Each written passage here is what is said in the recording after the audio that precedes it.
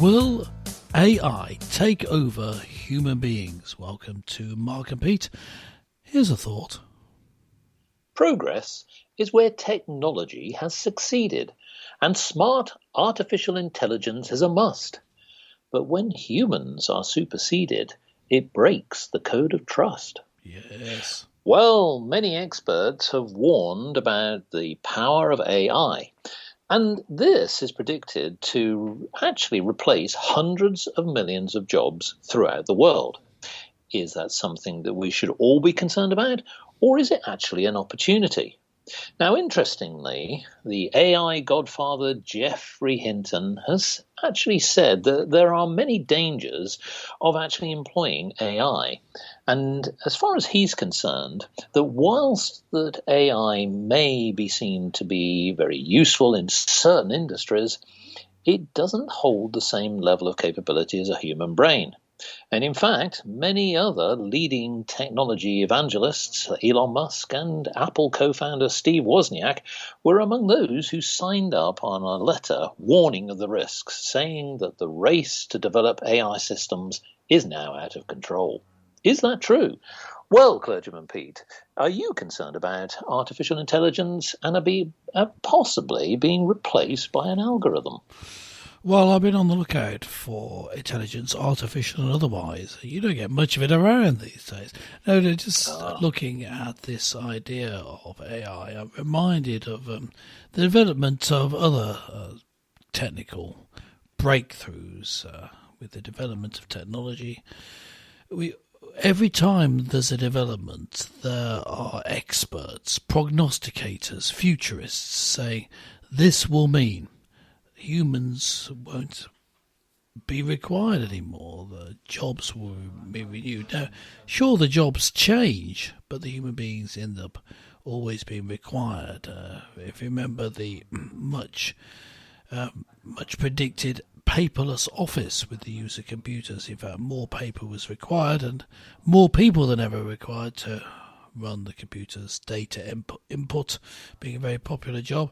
And in the future, I'm sure with the use of AI, the jobs that humans do will change, but it won't be that humans will lose out on jobs altogether. There'll be a change. Of course, there'll be a change because of the change in the way things are done if AI is used more widely. But we can look at it in terms of creation, because I know that AI can be used to create articles, to create things that you would expect someone to have a human input into. But that really already happened with, we've got now these computer-generated images, so we don't need actors anymore.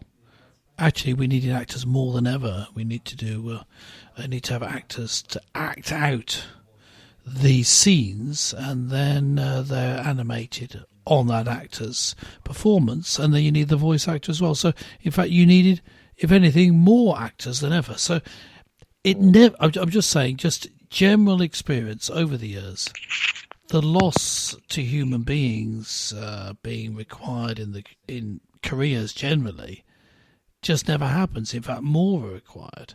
But the jobs change, and in fact, the outcome could well be better. Yes. If AI is used correctly. Well, now that's a bridge link, because obviously job losses is a concern, but let's take the other side of it. And many governments throughout the world have also been concerned about artificial intelligence, but more on the security side. So, for example, Italy banned initially the ChatGPT. This was the software chatbots owned by Microsoft, as many people have probably experimented with. And the reason being is around security. In fact, the UK government is also due to review an artificial intelligence market on the concerns of that no one single firm would dominate. So that's pretty much having some kind of cartel there. But here's the thing. Now, Sarah Cardell, chief executive of the Competition and Markets Authority, said so-called foundation models, such as the software behind ChatGPT, had the potential to transform the way business compete and also as well to drive substantial economic growth. So the point here is, on the positive side, it potentially could give businesses an opportunity to develop more products, to be able to make things much more efficient. So as you know, manufacturers, for example, use software to make their plants run far more efficiently, possibly with the idea of more insights and intelligence as to what's actually happening at their plants. And artificial intelligence is definitely used at that level. Now, the thing here is that I do definitely see that there is some golden opportunities from personal experience where I know that more and more software is being embedded in the use of manufacturing, chemical plants. They're also being used in the entertainment industries. And again, this is the point about not necessarily replacing someone, but adding capability to things that couldn't be done. We are, without any doubt, in an industrial revolution. I'll say a software revolution in the sense that it brings opportunities. Software as well is used on many devices. We use them at home, we use them in businesses, we use them on our phones. So, Clergyman Pete, I agree that there is an opportunity actually in the positive way that we should embrace the idea of developing software, but there is the concern around some of the security aspects. And the reason being is some of these algorithms are so sophisticated that it's about whether we can really trust some of the responses where they are like ChatGPT. Can we really be sure that what it's giving us is either accurate or is it misleading in some way? So well, just what's your concern about the security side? I guess the main security concern and ethical concern that I can see is if you cannot tell the difference between what an AI has produced from a human being. Exactly. So they could, for example, the AI could copy a particular human being, so that you have the problem of identity theft, or you just don't know that it's not a human being that's done it, and therefore you're fooled into thinking that it's being created, for example, in the answer to an exam question, or it's created something artistic, but it isn't. It's been done by this AI. So you can see that the provenance of who created it becomes difficult if you simply cannot tell the difference. Now, if you go back in time, this has been a problem with the assessment of the Bible and whether certain bits of it were produced by one prophet thousands of years ago or by many people just a few hundred years ago. And computer models were used to assess this. And it fooled many people for many years into thinking it was one answer, when in fact, years later, using more research and by humans and not by computers, it was found to be the other answer. It doesn't matter for the purposes of this which way it went. But what we found was that the computer modelling appeared to have fooled many people for some time. That's all I'm saying. And I think that this AI will fool people. But just think about how, well, it just conjure a picture of how people can be fooled by technology for a time, then they're not.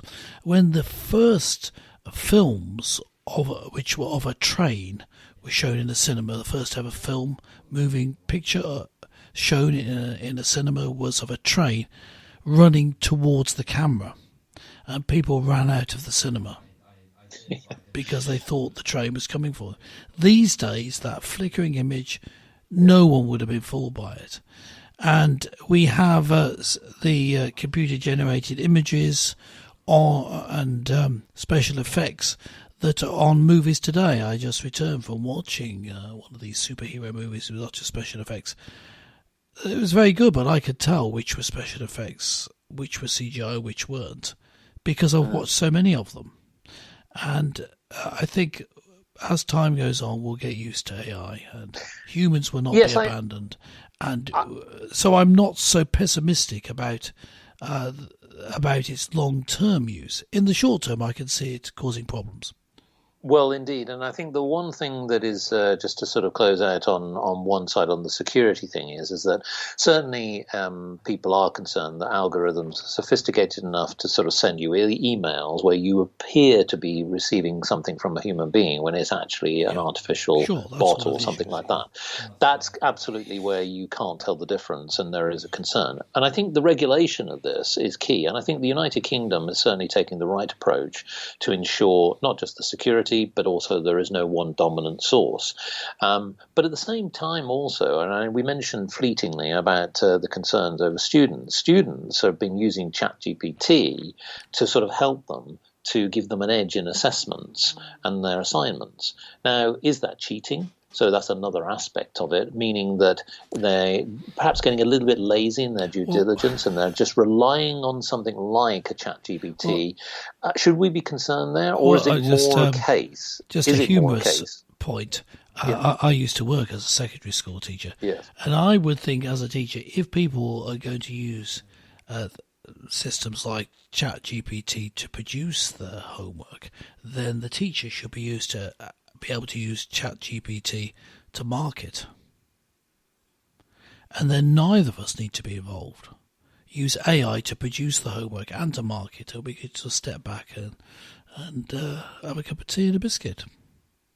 Well, I think... But that's just a humorous point. But I think just in terms of being able to fake results, yes, that is a problem with the current assessment methods which have grown up.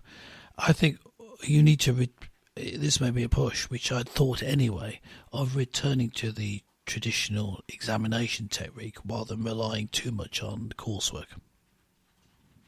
Well, I think that, yes, I mean, certainly we know that education does rely on technology, and we know that at the moment I think that there is a concern, but I do agree that I think if it can help, and assuming that, again, this is back to the point of regulation, if you've got a well-trusted source that's regulated, highly regulated by not just industry but also government, then there's no reason why that algorithm shouldn't be continued to use. And I think that can help to support not just teachers but students throughout the world. But I think that, just in close out, the one thing I would say from a commercial perspective, I personally see in practice that algorithms, artificial intelligence, is adding more value. And what I can see is that as we progress, as it matures, as it develops, those things that are just rather repetitive, rather laborious tasks will be eliminated, and human beings will be able to do things that they couldn't do. So it's not necessarily replacing somebody, it's getting them to focus on things that they can do better.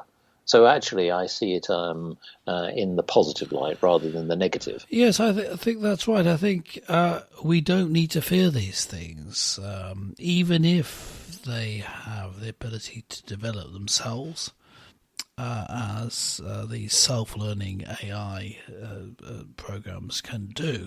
We don't need to be scared of them, because it's not just humanity that we can rely on, but also God himself has designed humans and the world in which we all operate. So there's nothing to be fearful about this.